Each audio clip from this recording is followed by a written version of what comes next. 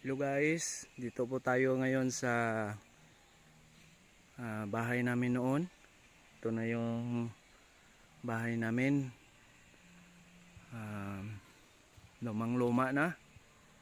At saka guys, ito yung tinanim ng aming mga magulang noon. 1980s pa. At saka ngayon guys, ayan, matataas na guys. Ito yung kinukupra namin tuwing every 4 months or 5 months umuwi kami dito guys. At yan, nagkupras kami ngayon at mayroon kaming bago itinanim guys dito.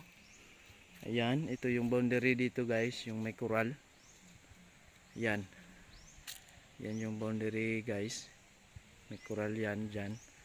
At saka dito kinain ng tubig baha. Yan, may mga bago kaming tanim dito. Ayan. Saka dito guys, kinain ng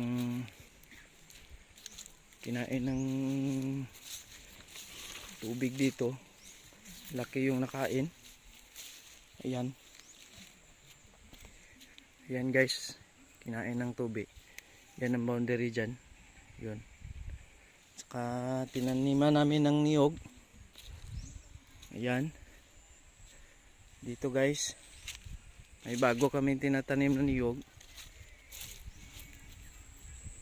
Yan, ito yung bagong tinanim namin. Nagbaka sakali kami na hindi na bumalik yung tubig dito baha. Yan. Saka dito guys, meron kami itinanim pero kinabukasan ito na yung nangyari guys. Oh, yan guys, yung ginabot guys. Yan, may mga tao kasing walang puso dito na area, sa area na to.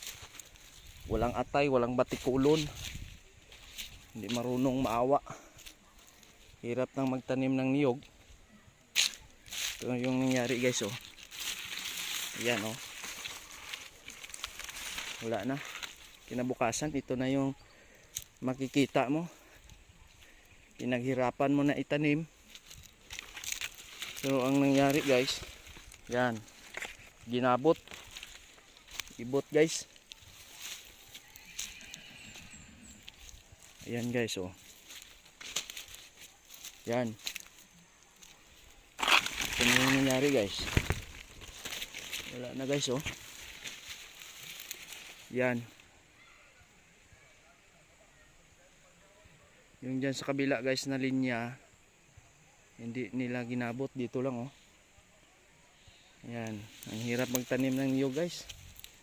Pero may mga tao pa rin walang puso, hindi naawa. Kasi sobrang inggit kasi. Sobrang inggit nila dito. Yan, kinain ng tubig baha dyan.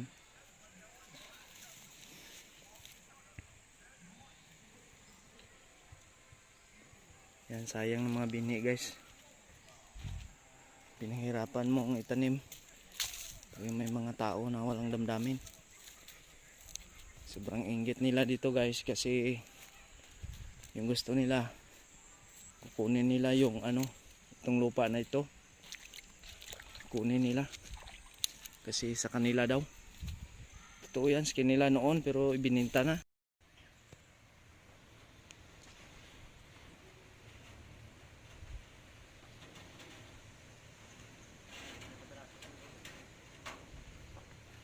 Ha?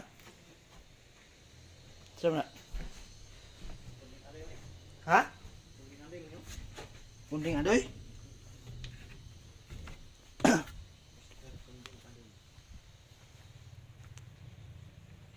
Sulat naman? Ini kunding adoy, baby. Beri daw.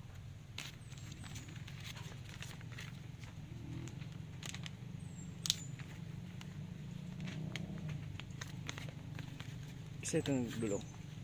Balak kayo man to. Buon mo to.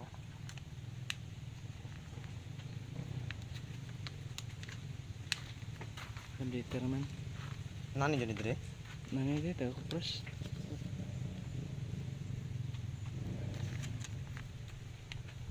Grabe.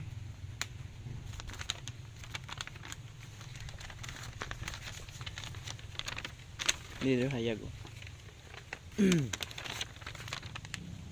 Oh, yun makita. Makita? Silaw? Silaw dres pikas. Siya nakabutang dia. Okay. Sa daw. Ano yung nabit eh? Yung ano diha. Kanino karon Lunes, February 26. Lunes man ron. Lunes man ron. Alas 9 sa buntag.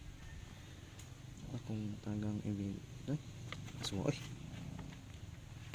Dali sulod. Dali. Saan suga? Labiter, na po yung labiter, no? Masaya ka doon dyan. Mr. Kunding Adoy Papelkin Province. So, Mr. Santiago Hungoy Jr. Uy, Mr. Samuel Hungoy, Sitio Lambanuang, Kian, Malapatan. Respondent. Letter for respondent. Respondent. Mayong adlaw diha kanimo. Karong umaabot nga Lunes, February 26, 2024 alas 9. 26, February 26. 2024. Alas 9 sa buntag. Ako takang imbitahan dinhi sa akong buhatan. Kabahin kini sa gipasang at nga problema ni Mr. Kunding Adoy nga wala pa kini masitil. Manghinaot ako nga imo kining matagaan og pagtagad sa pagtambong aron masitil kini nga problema. Daghang salamat. Ano sila problema ni Kunding? Kinsay maghusay ni? Pidong, Palawan. O Pidong Palawan. Sa Palawan. Mura po kung sabo ko na. Utro na si Mga mahulga-hulga. Dahil mahulga-hulga ni. Asa na Pidong Palawan. Punong ano da? Office of Lupong Tagapayapa. Lupon. Presidente may sa Lupon si ano, si Pidong. Asa yung kuha na office? Busa barangay. May klaro na. This is alas 9 sa buntag. May ibagang daon sa problema ni Kunding ato bangon. Araw tayo. Giba kabahin kini sa gipasang at nga problema ni Mr. Kunding Adoy nga Ayan ang wala pa problema. kini mas hitil. Nanginaot ako nga imo kining matagaan og pagtagad sa pagtambong. Pila ikapila na ni, sobra pulo na ni sig patawag sulat. Wala na kayo. Taga Kupras. May sakit niya. Taga Kupras patawag. Wala ay taga Kupras din birada niya dai. Mo ni siya. Okay. Hello guys, ito naman guys oh. Dahil nagkupras naman kami dito guys. Yan. Meron naman love letter. Itong love letter ito guys, ika-11 na to. Okay. Yung una, gusto nila guys na itong si Kunding Adoy, gusto niya i-claim yung lupa na ito para iya daw kunin yung kalahati. Yan, ito yung problema niya kung paano niya makuha yung kalahating lupa na nabili ng aming